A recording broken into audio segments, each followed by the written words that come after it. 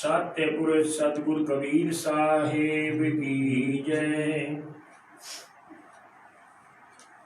प्रेमी जनों, आज जो पाठ बंदी छोड़ गरीबदास साहिब की वाणी इनके ग्रंथ साहिब में 508 नंबर पेज पर है, आदि माया की आरती। ये बहुत ज्यादा ध्यान से सुनने की है। ये जो मैं ग्रंथ साहिब का जिक्र करता हूँ, पृष्ठ संख्या, ये महाराज जी सदगुरु भूरी वालों के अवतार स्थान श्री रामपुर धाम से छपे हुए नवीनतम संस्करण का जिक्र है 508। बाकी अन्य ग्रंथों में ये आदि माया की आरती दूसरे पृष्ठों पर हो सकती है। तो आप आदि माया की आरती, माया नाम आपने सुना है, ये आदि माया। माया तो हर उस वस्तु को कह देते हैं, उस अस्तित्व को कहते हैं जहां पर व्यक्ति का आकर्षण बन जाता है।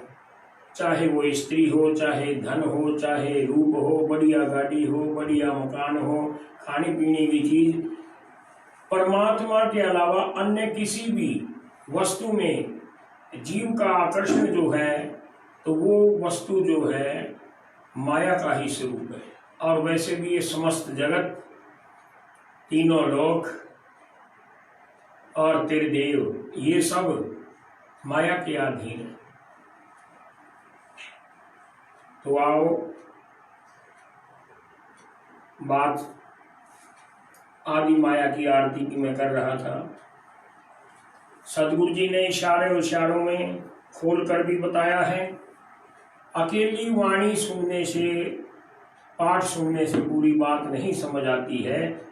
इसलिए इस पाठ के बाद मैं इसके बारे में जो गरीबदास साहिब ने अपनी वाणी में सार दिया है, आदि माया का, सत्य पुरुष का, तीनों देवताओं का और संसार के जीवों का, तीनों लोकों का, काल पुरुष का, निरंजन का, और सूक्ष्म वेद का, और जीव के बंधन का, जीव की मुक्ति का। आइए पहले पाठ श्रवण करें। हाथे आदि माया की आरती। ओम आदि मूल महतारी, सोहंग पिता शंख भुजधारी, कीर्तन किया पुरुष आरंभा, नीचे नीम शक्ति कूरंभा, नाभ कमल तिहु देवाय, ब्रह्मा विष्णु महेश उपाय, युग 36 कल्प जहाँ जाहि, नाभ कमल की खबर न पाई। ओम माया आदि कुमारी, तीनों देव रचे त्रिपुरारी, कोट किरण ऐसा दिशयंगा, ब्रह्मा पूछत है परसंगा, पूर्ण ब्रह्म कृपा निधान, सुन के शो करतारे, गरीबदास मुझ दीन की, रखियो बहुत संभारे।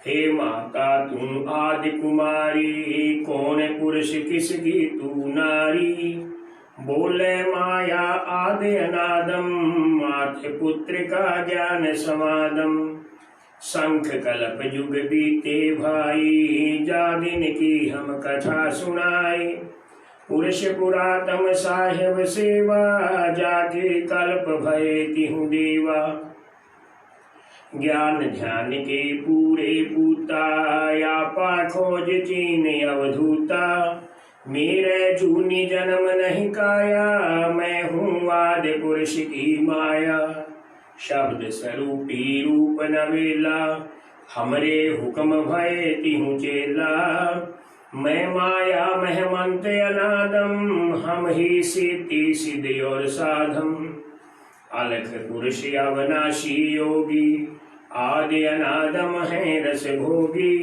अधर अधार रहे निर्वाणी, शंख कल्प युग गए बिहानी, खान पान इच्छा नहीं आशा, गगन मंडल में जाका वासा, आसन स्थल ना मठ मेला, जाके संग गुरु नहीं चेला। अनन्य रूप नारायण स्वामी, अचल अडोल रहत निज धामी। शंख भुजाय और शंखों किरणम, अवगत साहिब अवचल वर्णम। जाकी महिमा कही न जाई, गुण गावत हूँ तिल समराई। शंख किरण झिलमिल झलकंता, मैं दिखलाऊं साहिब कंता। नगन मगन मौनी महबूबम, देखो सूरत मूरत खूबम। कोटि गंग चरणों की धारा, कमल कमल दर छुटे फुहारा। जैसा नाभ कमल यो चीना, ऐसे शंख कमल पर वीना। नाभ कमल में ब्रह्मा विष्णु, शंभु योग करते हैं असनम। वो माया काहे दिखलाऊं, सुन पुत्र लघु कथा सुनाऊं। मैं हूँ आदि पुरुष की चेरी, वचन बंद हो खुले अंधेरी। कमल नयन नारायण स्वामी, घट घट बोले अंतर्यामी। जाकी महिमा क्या विस्तारूं, खेलत है सो अधरे अधारूं। शंख गजा फरकत फरकानी, पचरंग झंडे याद निशानी। तंबू श्वेत सकल सुर सेना, माया बोलत है निज बेना। लाल अटारी पुरुष कनाता, यो ब्रह्मा से भाख्या माता। वचन विनोद कहे नहीं जाही, वै सुख बिल से ताबल जाही। सुनो पुत्र एक गुप्त कहानी, निज गायत्री बोले बाणी। ओम याद जुगाद जुगादम, सुनो पुत्रियो निज प्रसादम। ओम मूल मंत्र प्रकाशा, देखा ब्रह्मा अजब तमाशा। सेना शंख गगन गए नारा, ब्रह्मा विष्णु वार नहीं पारा। पूरन ब्रह्म कृपा निधान, सुन के शो करता रे। गरीबदास मुझ दीन के, रखियो बहुत संभारे। कर पुत्र यो दीठिया दीठा, जाके परे ब्रह्म रस मीठा। कली कली ब्रह्मा त्रिपुरारी, शंखो मूर्ति पल में धारी। जीना पंथ कंत कुर्बाना, जद ब्रह्मा को धरे ध्याना। अदर आवाज हुई तिस बारी, ध्यान धरे ब्रह्मा त्रिपुरारी। तपो तपो कर वचन सुनाया, लोक रचो बल मेरी माया। कौन पुरुष तुम्हारा क्या नामम, आसन या स्थल कहिए धामम। गह गह रूप हुई एक वाणी, सकल चकर खूले ब्रह्म ज्ञानी। लील अलील वर्ण नहीं वेशा, ब्रह्मा के मन भया अंदेशा। मगन रूप निर्वाणी नादम, वाणी बोले अगम अगाधम। क्षीर समुंदर जाओ ब्रह्मा, मानो वचन सुनो निज धर्मा। यहाँ का आगम वहाँ जा पाओ, शेषारूप चरण लो ल्याओ। माता के रहो आज्ञाकारी, सेवो आदि पुरुष बनवारी। जद ब्रह्मा गए क्षीर समुद्रम, फट गए भरम कर्म के बदरम। चरण कमल की महिमा गाई, शेष सहस गुण कथा सुनाई। सकल रूप एक फर्द फरका, लख 84 बोलत भाषा। आए ब्रह्मा जननी पासा, तिरभंगी तन कीन तमाशा। सुन पुत्र एक कथा हमारी, ब्रह्मा विष्णु महेश भंडारी। मैं नागन नारायण दासी, अपने जाए आप ही खासी। बक्षण करूं गर्भ गति जूनी, उल्टा तार समो पूनी। मोपू बड़ो हुक्म कर दीना, आद पुरुष को यो बर दीना। सुन त्रिपुरारी कीने आदेशा, हे माता यो जीवन नेशा। माता नार पुत्र की होई, हे जननी यो कहाँ अग धोई।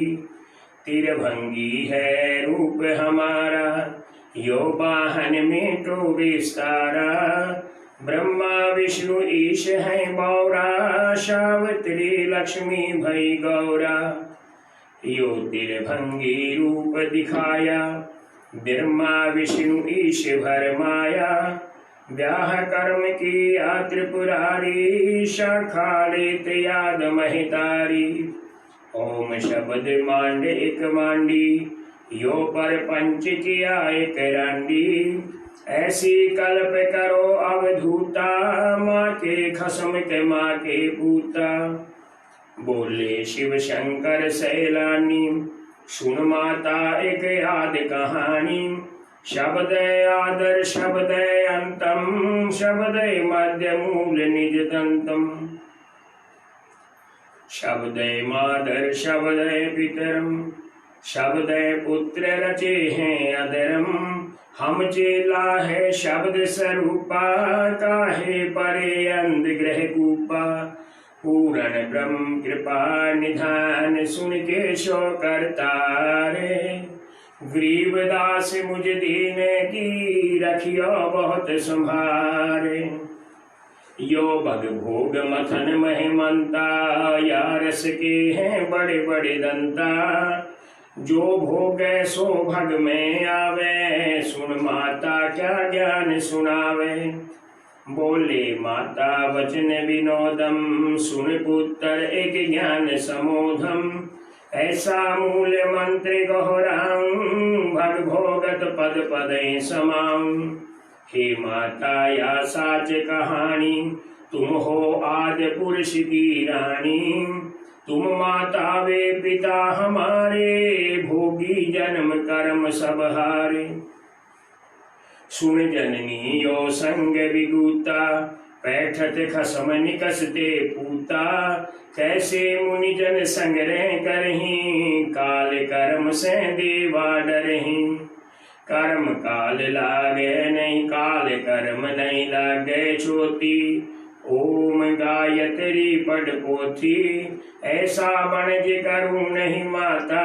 भग भोगे कुछ भिन्न निभाता, शंख कल्प कैलाश तपूंगा।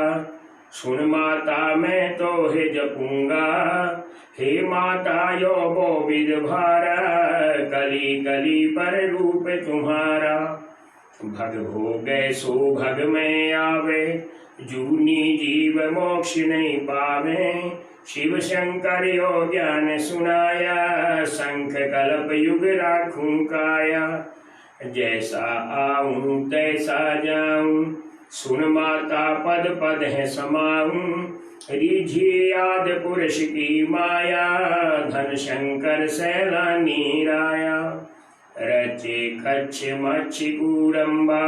दौल धरण शाखा अठ खम्बा, गिरवर मेरुर सागर सिरजें। अष्टकुली धरणी में दर्जें, चंद्र सूर्य तारायण तेजम। लोकालोक अधर पर सेजम, सप्तपुरी बैकुंठ विलासा। इंद्र कुबेर वरुण प्रकाशा, 14 कोट दूत धमराया। चित्रगुप्त की लेखनी आया, 18 भार वनमाल बिनानी। 4 अंड की चारों खानी, गण गंधर्व एक मुनि अर मेला। 688 नाद सकेला, 33 कोट देव की संज्ञा। सिद्ध 84 शब्द विहंगा, गंधर्व एक मुनि अर मेला। गण गंधर्व एक मुनि अर मेला, 688 नाद सकेला। 33 कोट देव की संज्ञा, सिद्ध 84 शब्द विहंगा। 5 तत्व का कीन पसारा, पिंड ब्रह्मांड रचे करतारा। सकल जूनि जल थल सिर जाहि, ब्रह्मा विष्णु महेश उपाहि। नाद बिंद का सकल पसारा, यो 52 अक्षर विस्तारा। नी अक्षर 100 गोप रहाई, नीचल पुरुष निरंजन साई। अनंत कोटि ब्रह्मांड समूलम, चरण कमल में सब स्थूलम। ओम सोहंग सार संदेशा, मानो सतगुर का उपदेशा। यो ही माद्र यो ही पितर पराणी, यो ही आदि यो ही अंत निदानी। यो ही मध्य पर सिद्ध अजूनी, जब तप संयम ध्यान की धुनी। राजपाट गज ठाठ फकीरी, बिना बंदगी झूठी चीरी। क्या राजा क्या प्रजा होई, धनी भगत बिन जन्म बिगोई। दास गरीब नाम एकनी का, योग यज्ञ जप तप का टीका। दास गरीब नाम एकनी का, योग यज्ञ जप तप का टीका। इससे अगला प्रकरण माया का ग्रंथ है कि माया ने क्या क्या खेल खिलाए हैं, किस किस को फंसाया है और किस किस को अपना स्वरूप दिखाकर अपने प्रति मोहित किया है। तो वो बात हम अगले दिनों में करेंगे। अभी तो आइए जो आदि माया का वर्णन है, आदि माया की आरती। इस माया को, आदि माया को समझने से पहले ये तो हो गई आदि माया। एक होता है आदि पुरुष और एक होता है अनादि पुरुष। आदि पुरुष तो बहुत से हो सकते हैं जो पहले हुए हैं शक्तिशाली, लेकिन अनादि पुरुष एक ही है, वो है सत्य पुरुष पूर्ण परमात्मा। आदि काल में तो मानव सभ्यता से वंचित था, लेकिन अनादि पुरुष किसको कहते हैं? सिर्फ और सिर्फ सत्य पुरुष पूर्ण परमात्मा को, जो पहले भी था, अब भी है, बाद में भी रही, जिसका कोई आदि नहीं, कोई अंत नहीं, कोई मध्य नहीं। सतगुरु जी वाणी में कहते हैं कि राजा न रैयत रहेगा न कोई, रहेगा चिदानंद उपजान सोए। वो चिदानंद अविनाशी, वो सत्य पुरुष, लेकिन ये चिदानंद से अर्थ किसी देवता से नहीं, ब्रह्मा विष्णु महेश से नहीं, ये उस अनादि पुरुष से है। आदि काल का तो इतिहास बहुत सा मिल जाता है, लेकिन यहाँ पर बात अनादि काल की हो रही है, जब पिंड और ब्रह्मांड की सर्जना नहीं हुई थी। ना ये जीव थे, ना मनुष्य था, और ना ये लोक थे। ना आकाश लोक देवलोक था, ना पृथ्वी लोक मृत्युलोक था, ना पाताल लोक था। असंख्य वर्ग योजन तक शून्य ही शून्य था, लेकिन उस शून्य में भी अनादि पुरुष सत्य पुरुष अपने शब्द स्वरूप में विराजित थे, और उनके अंतःकरण में जब कोई स्फुरण आया, विचार आया, तो उन्होंने अपने जैसे ही 16 शब्द सुत पुत्र रचित कर दी। वो खुद भी शब्द स्वरूपी थे और अपने जैसे ही 16 शक्तिशाली सुत, अंश, पुत्र, अंश भी कह सकते हैं, सुत भी कह सकते हैं, पुत्र भी कह सकते हैं, अपने 16 अंश प्रकट कर दी। अब अपने शब्द लोक में, निज लोक में तो वो स्वयं विराजित थे, तपस्या करने के लिए अंश पैदा किए थे, तो उनको स्थान चाहिए था। तो उन 16 शब्द अंशों के लिए, शब्द सूत्रों के लिए 16 ही शब्द लोक प्रकट कर दिए। ये लोक तो बाद में हुए, यह अनादि काल की बात बता रहा। सतयुग से भी पहले का वर्णन है, सृष्टि की रचना से पहले का वर्णन है। अनादि पुरुष सतगुरु सत कबीर पूर्ण परमात्मा ने अपने चित्त के अंतरंग के अंदर के विचारों से 16 शब्द स्वरूपी अंश शुद्ध पैदा की, और उनको भक्ति करने के लिए भूखंड देना था, लोक देना था, दीप देना था। तो 16 ही शब्द स्वरूपी शब्द लोक बना दी, एक एक को एक एक का राज दे दिया। इनमें जो 8वां अंश था शब्द स्वरूपी, उसको प्रेम भी कह देते हैं, प्रेम अंश।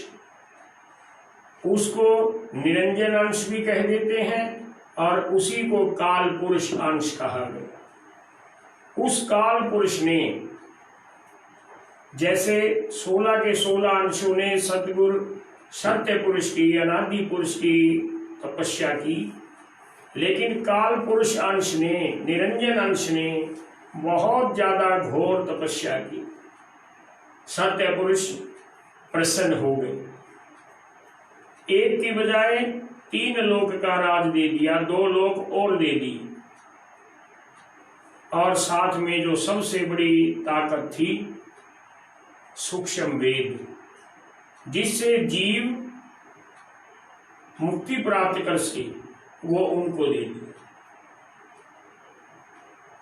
अब काल पुरुष निरंजन अंश ने यहीं पर भक्ति को पूर्ण नहीं किया, और उससे भी ज्यादा घोर तपस्या करने लग जाता है। साहेब रीझ जाते हैं सत्य पुरुष, और उसको कुछ और देने का विचार करके पहले तो उसके अंतरचित्त के अंदर मोह पैदा कर दिया, और इधर अपनी परम शक्ति से माया को प्रकट कर दिया। काल पुरुष निरंजन का माया के साथ स्त्री पुरुष जैसे संबंध पति पत्नी का होता है, अंतर्मन के द्वारा। शरीर नहीं था, लेकिन संबंध बन जाता है, और उन दोनों के संबंध स्थापित होने से ये तीनों देवता ब्रह्मा, विष्णु और महेश की उत्पत्ति हुई। और यही नहीं, सत्य पुरुष ने काल पुरुष को सृष्टि रचने के साधन बता दिए थे, लेकिन काल पुरुष ने स्वयं सृष्टि नहीं रचनी थी। उसने वो सारे औजार, वो सारे साधन ब्रह्मा जी को दे दिए माया के मार्फत। काल पुरुष ने तो तीनों पुत्रों को देखा नहीं, और पुत्रों ने उनको नहीं देखा। जो कुछ कराया माया के द्वारा, उसी माया को, आदि माया को अष्टांगी, आध्या, भवानी कह देते। आदि अनादि जोग माया कह देते। इतना सब कुछ करके काल पुरुष ने फिर से अदृश्य होकर अपने झांझरी लोक में, झांझरी द्वीप में फिर से सत्य पुरुष की आराधना करनी शुरू कर। अब छोटी सी अवस्था में ब्रह्मा, विष्णु, महेश और माया के साथ रहने लगे। थोड़े से बड़े हुए तो वो कहते हैं कि हे माता, आपका तो हम नित्य दर्शन करते हैं, हमारे को पैदा करने वाले हमारे पिताश्री कौन है? अब माया अष्टांगी याद अनादि जोग माया विचार में पड़ जाती है, क्योंकि काल पुरुष निरंजन ने उसको वचनबद्ध कर दिया था, खबरदार तूने मेरे इन पुत्रों को कभी मेरा नाम बताया, और अगर तुम ऐसा करोगी तो मैं तुम्हारी सारी शक्ति को समाप्त कर दूं। तो तीनों पुत्रों को, ब्रह्मा को, विष्णु को, महेश को, माया ने, अनादि जोग माया ने उनको पिता का नाम नहीं बताया। वो प्रश्न पूछते रहे। यही बात आदि माया की आरती में गरीबदास साहिब बार बार कहते हैं, हे माता तू आदि कुमारी, कौन पुरुष किसकी तू नारी। अब अगला खेल देखिए, लीला देखिए काल पुरुष की। काल पुरुष ने फिर अपनी शक्ति दिखाई, एक नई शक्ति पैदा की, गायत्री, और उस गायत्री को माया के संबंध से बताकर 4 वेदों की रचना की और बहुत से कीमती पदार्थों की रचना कर दी, और माया से कहकर उनको समुद्र के अंदर छुपा दिया।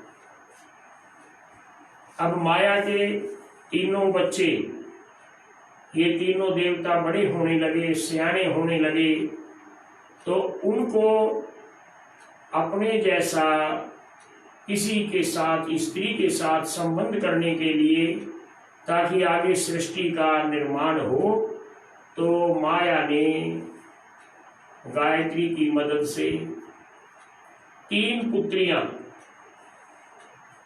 सरस्वती, लक्ष्मी और पार्वती, इनको प्रकट करवाया और इनको भी समुद्र के अंदर छिपा दिया। और एक दिन अपने तीनों पुत्रों को कहा कि इस समुद्र के अंदर बहुत से कीमती पदार्थ हैं, रत्न हैं, सामग्री है, मैं तुम्हें हुक्म देती हूँ समुद्र मंथन का, और जो भी इसमें सामान निकले, अमोलक वस्तु निकले, पदार्थ निकले, मेरे समक्ष पेश कर। तब तीनों देवों ने समुद्र मंथन करके उसमें से सरस्वती को, लक्ष्मी को, पार्वती को, वेदों को और बहुत से कीमती रत्नों को बाहर निकाल दिया, आदि अनादि योग माया के समक्ष प्रस्तुत कर दिया। और माया ने बड़े प्रसन्न होकर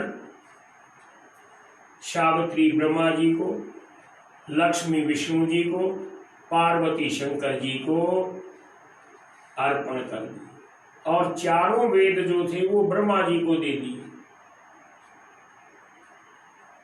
और फिर ब्रह्मा जी को सृष्टि रचने का, विष्णु जी को पालन करने का, शंकर जी को संहार करने का वो साधन बता दिए जो काल पुरुष निरंजन ने दिए थे। अब तीनों देवों का और तीनों कन्याओं का आपस में जब संबंध बना, तब सृष्टि की रचना हुई, ये जीव उत्पन्न हुए। केवल मनुष्य ही नहीं, 4 खानी और 84 जूनी। कोई अंडे से पैदा हो रहा है, कोई बीज से पैदा हो रहा है, अलग अलग प्रकार से सृष्टि की रचना कर दी। पहाड़ बन गए, नदी नाले बन गए, खेत खलिहान बन गए, बहुत कुछ बन गया। सृष्टि में रौनक आ गई है। ये सारी कृपा अनादि पुरुष, सत्य पुरुष, पूर्ण परमात्मा की। लेकिन माध्यम बना काल पुरुष, काल पुरुष के साथ माया, आदि अनादि जोग माया, और उसके बाद ये देवता, और उसके बाद जीव और जगत। काल पुरुष अपने झांझरी दीप में बैठा हुआ ये सारा सब कुछ नजारा देख रहा है। और जब सृष्टि गुलजार हो गई तो उसको कितना अभिमान हो गया कि देखो मैंने क्या कुछ बना दिया। इस बात को भूल जाता है कि तेरी शक्ति नहीं, शक्ति तो सत्य पुरुष की। सत्य पुरुष ने तेरे को ताकत दी तो तूने आगे इतना सब कुछ कर लिया, लेकिन वो अभिमान में आ गया, अहंकार में आ गया कि जो कुछ हूं मैं हूं। इधर आज अनादि जोग माया को बड़ा भारी अहंकार कि जो कुछ हूं वो मैं हूं। और जो ये देवता बन गए, देवता भी शक्तिशाली और भी बहुत सी शक्तियां बन गई, लेकिन जो आम जीव है आप और हमारे जैसा, उसको शक्ति प्राप्त नहीं थी। वो तो अपनी गुजर बसर में लगा रहता था। अब काल पुरुष ने सोचा कि ये जो सृष्टि है ये तो माया को मानती है, देवताओं को मानती है, तेरे को तो मानती नहीं, क्योंकि पता नहीं, वो तो कभी प्रकट नहीं हुआ। तीनों देवता भी नहीं जानते कि तुम्हारा पिता काल पुरुष है, कहाँ पर तपस्या कर रहा है। और आम जनता तो फिर इन तीनों देवताओं के ही चक्कर में पड़कर, माया के चक्कर में पड़कर रह गई। केवल और केवल 5 जगह आम जीव फंस गया, अपने रोजगार रोटी में, माया के चक्कर में और तीनों देवताओं के चक्कर में। काल पुरुष इसमें अपनी बेइज्जती समझने लग गया कि कोई ऐसा जतन करूं कि ये जीव जगत के जो हैं ये तंग हो जाएं और वो परेशानी देवताओं से, माया से दूर ना हो, फिर वो तेरी शरण में आए। तो उसने काम, क्रोध, लोभ, मोह, अहंकार, ये ऐसे ऐसे कीटाणु छोड़ दिए और ये कीटाणु जीव के अंतर में बसने लग गए, जीव को दुखी करने लग गई, जीवों में वासना पैदा हो गई, द्वंद्व पैदा हो गया, युद्ध होने लग गया, बहुत से आपस में एक दूसरे को नीचा दिखाने का प्रयास होने लग गया और जीव दुखी रहने लग गए।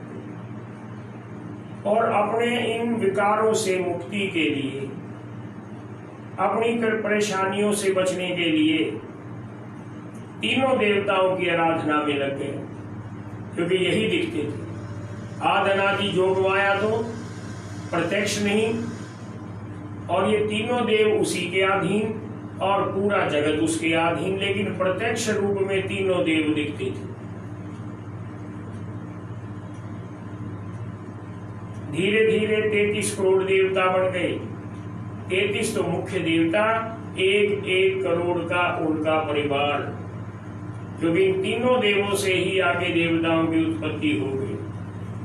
जीव जगत इन्हीं में फंसकर रह गया, और जब कोई साधन नहीं बना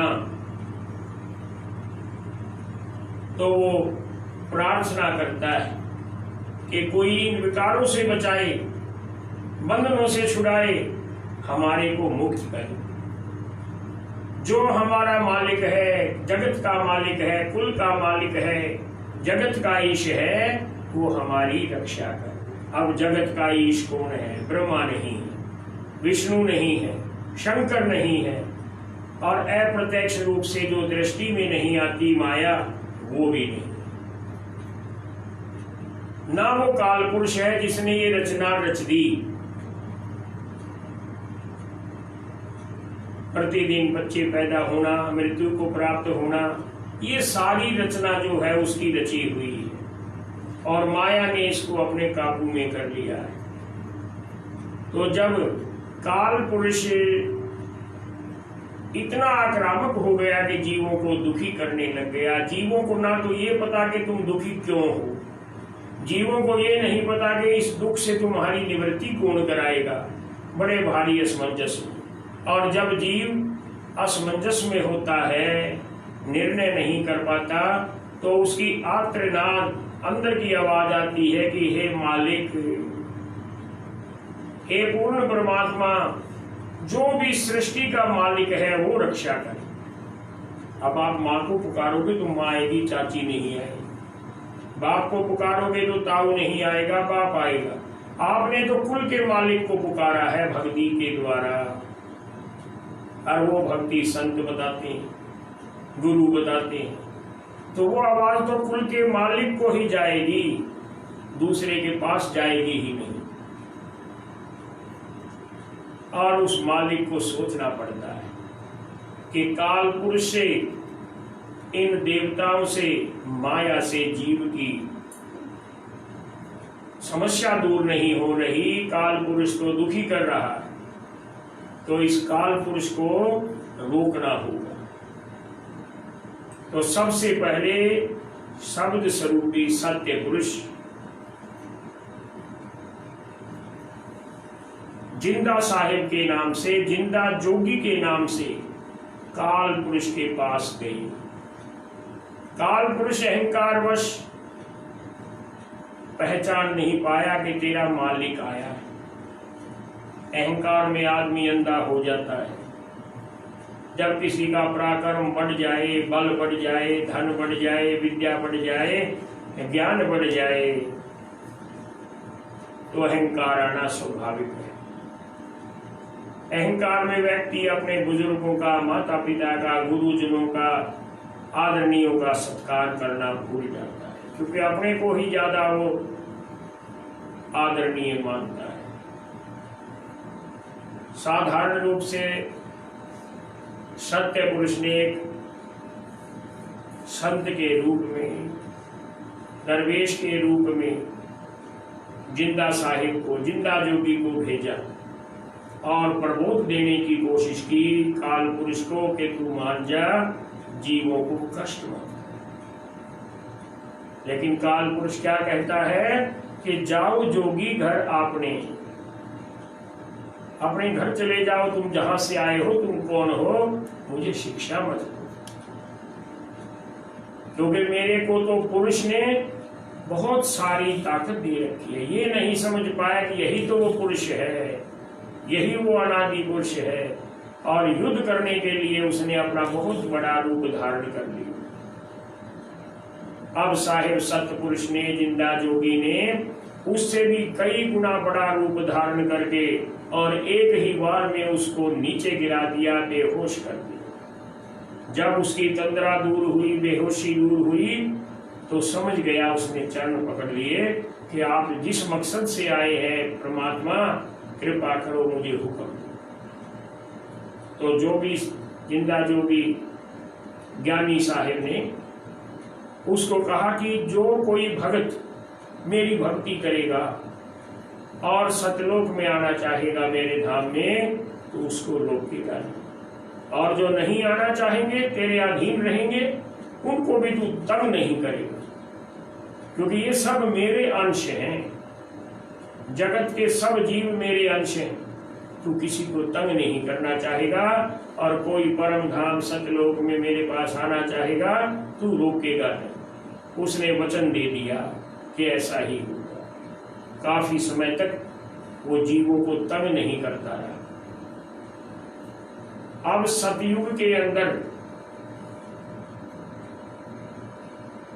सत्य सुकृत के नाम से वो पूर्ण परमात्मा अनादि पुरुष, वो साहिब तीनों देवों को प्रबोध देने के लिए आया। सबसे पहले ब्रह्मा जी के पास। ब्रह्मा जी ने सत्कार किया। सत सुकृत साहिब ने, पूर्ण परमात्मा ने कहा कि मैं आपको सूक्ष्म वेद बता देता हूं, क्योंकि चारों वेद जो हैं इनसे मुक्ति नहीं हो सकती जीव। सूक्ष्म वेद जो सबसे ताकत वाला वेद है, वो मैं आपको बता देता हूं। लेकिन ब्रह्मा जी उस समय त्रिलोक पूज्य हो चुके थे। तीनों लोकों में उनकी पूजा होती थी। लोग ये मानते थे कि रचनाहार यही है। तो उन्होंने गौर नहीं किया। कहने लगे, हे साहेब, मेरे को तो सृष्टि की रचना से फुर्सत ही नहीं। वहां से सत सुकृत साहेब विष्णु जी के पास थे। विष्णु जी के संग लक्ष्मी जी बैठी। विष्णु जी को भी कहा कि हम आपको सूक्ष्म वेद बता देते हैं, जीव के कल्याण का भेद बता देते हैं, आप अपने हृदयंगम कर ले। विष्णु क्योंकि माया के ग्रस्त थे, ब्रह्मा भी माया से ग्रस्त थे, और विष्णु जी के पास तो साक्षात लक्ष्मी बैठी हुई है, कोई कमी नहीं है, आनंद में है, सृष्टि के पालन में व्यस्त हैं। कहने लगे आज मेरे को फुर्सत नहीं। अब सत्य सुकृत साहिब शंकर भगवान के, शिव जी भोले बाबा के पास थे। शिव जी तपस्या में लीन थे, उनको ये नहीं पता कि किसकी तपस्या है, क्योंकि उनको आगे बताया नहीं गया। वो तो जोग माया को ही अपना सर्वे सर्वा मानते हैं। अब वहां पर शंकर भगवान बहुत भोले बाबा के नाम से जाने जाते हैं। जब सत सुकृत साहिब ने कहा कि आप सूक्ष्म वेद ले लें, जीवों का कल्याण हो जाएगा, संहार के अस्त्र आपके पास हैं, संहार आपको करना है, लेकिन आप मुक्ति के भी दाता कहलाएंगे। और शंकर भगवान मान गए। शंकर भगवान को सूक्ष्म वेद बताना सत सुकृत साहिब ने प्रारंभ कर दिया। पार्वती जी भी प्रसन्न है कि चलो बहुत अच्छा मंत्र मिलेगा, भेद मिलेगा। इस समय जब माया देखती है और उधर से काल पुरुष निरंजन देखता है कि ऐसे तो ये शिव जो है बहुत ज्यादा शक्तिशाली, परम शक्तिशाली बन जाएगा, मेरे से भी ज्यादा शक्तिशाली हो जाएगा। तो काल पुरुष ने माया को आदेश किया और माया के आदेश से शिव जी को विष पिला दिया, और विष को पीने वाला अमर माना जाता है, उसकी हर लोक में प्रसिद्धि बढ़ जाती है। अब वो सूक्ष्म वेद पूरा नहीं ले पाए, इस बीच उनकी इतनी प्रसिद्धि, जय जयकार होने लग गया कि उन्होंने सूक्ष्म वेद को ग्रहण नहीं किया। मुक्ति का मंत्र पाते पाते रह गए और सारे संसार में शिव की जय जयकार होने लग जाती है। अब तीनों ही देवता मुक्ति के वेद से, मुक्ति के मंत्र से, मुक्ति के भेद से रहित हो गए, अपने अपने कार्य में व्यस्त हो गए।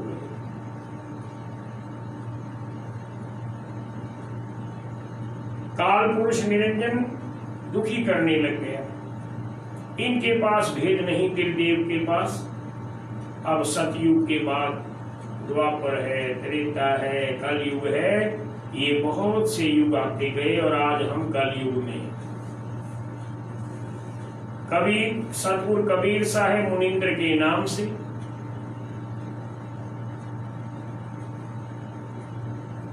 सत सुकृत के नाम से आ गए, करुणामय के नाम से आए, मुनिंद्र के नाम से आए, और फिर कबीर के नाम से आए, जिनको हम बहुत नजदीक से जानते, मानते, पूजते।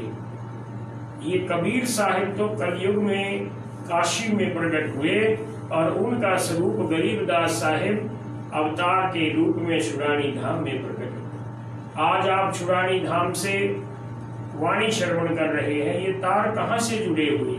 छुड़ानी धाम से काशी धाम, काशी धाम से सत्य पुरुष का धाम, परम धाम। ये कड़ी है, एक चेन है, एक श्रृंखला है, उसी के अनुसार हम पूजन करते हैं। बाकी के जो पात्र हैं, तीनों देवता हैं, अप्रत्यक्ष रूप से माया है और काल पुरुष है।